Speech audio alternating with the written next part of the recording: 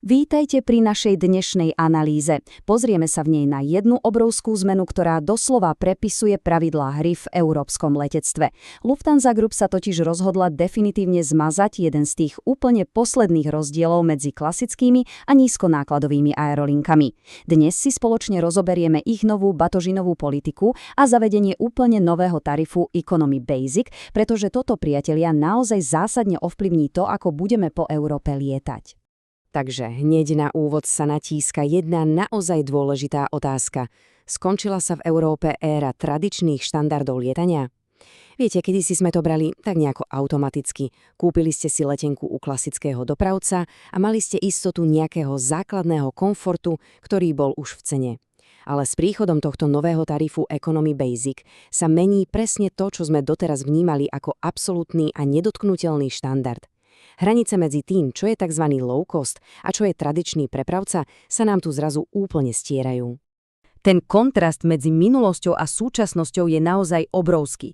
Starý štandard znamenal, že keď ste si kúpili letenku, klasická príručná batožina do kabíny bola jednoducho vaša. Bola zahrnutá v cene. Nová realita, tá je úplne iná.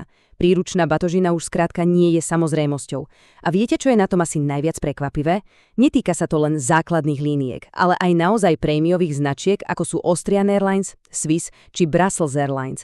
Tieto zvučné mená, ktoré si roky budovali imič na plnom servise, teraz zavádzajú ten najlacnejší tarif, z ktorého túto obľúbenú výhodu bez milosti vyškrtli. V praxi to znamená definitívny koniec tzv. Menšieho kufra v cene tej úplne najlacnejšej letenky. Ak patríte k ľuďom, ktorí sa spoliehali na základnú cenu letenky pri rýchlych víkendových výletoch do európskych metropol, budete musieť zrejme zmeniť stratégiu balenia. V novom tarife Economy Basic vám totiž ponovom prejde už len jedna jediná, a to rízo osobná vec. Žiadny menší kufrik navyše sa jednoducho nekoná.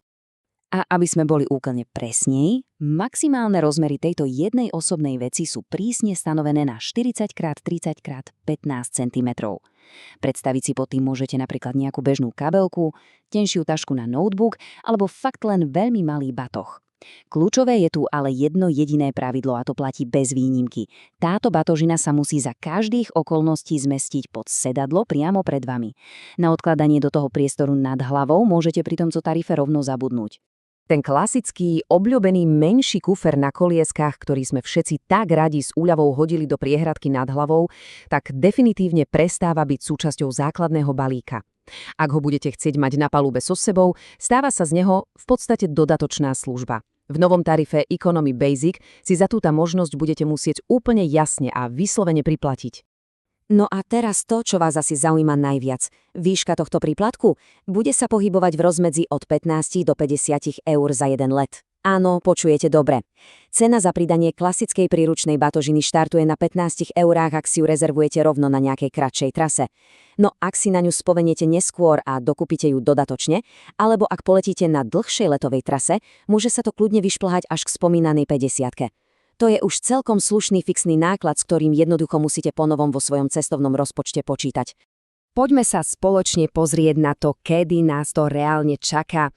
Zavedenie tarifu Economy Basic má celkom jasný a povedme si úprimne aj pomerne rýchly harmonogram. Do predaja vstupuje už 18. apríla 2026. Úplne prvé reálne lety s týmito novými, prísnejšími pravidlami odštartujú 19. mája. Následne sa bude tento systém pekne postupne rozširovať, až kým do konca roka 2026 nepokrie úplne všetky európske linky v rámci celej skupiny Lufthansa.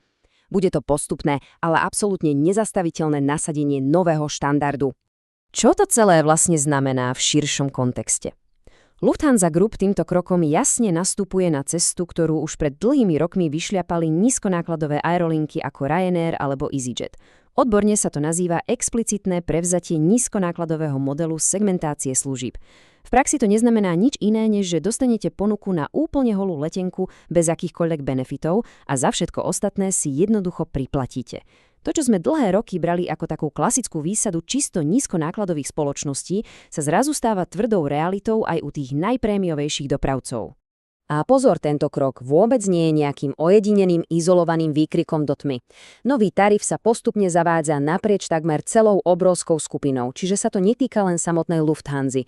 Rovnako to zasiahne aj lety, ktoré prevádzkujú spoločnosti Swiss, Austrian Airlines, Brussels Airlines, Discover Airlines a dokonca aj Air Dolomiti.